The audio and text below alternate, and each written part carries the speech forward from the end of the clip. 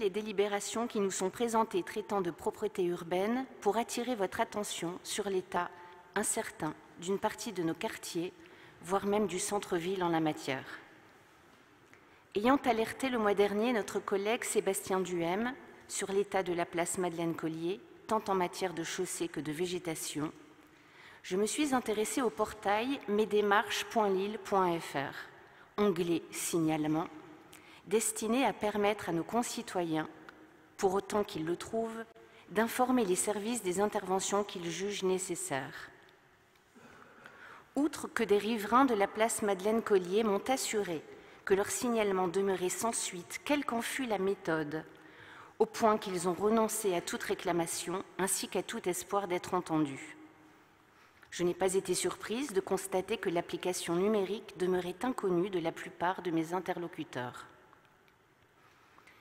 Il me semble qu'une réflexion devrait être menée dans deux directions complémentaires. Une veille régulière dans nos quartiers, particulièrement les week-ends, mais aussi un lien direct et permanent développé avec nos concitoyens,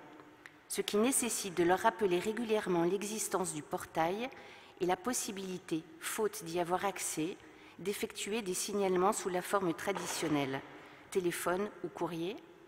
mais aussi de s'assurer d'une véritable réactivité des services compétents aussitôt qu'un signalement est effectué. Rien n'est plus désolant, en effet, que de constater le sentiment d'abandon de nombre d'habitants qui voient leur environnement se dégrader peu à peu dans l'apparente indifférence de leurs élus,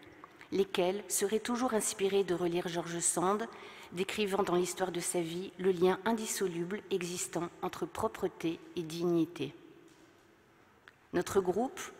avait, je le rappelle, suggéré plusieurs mesures pendant la récente campagne municipale, telles que l'augmentation du nombre de corbeilles à papier dans les rues, le ramassage plus fréquent des poubelles avec balayage des chaussées,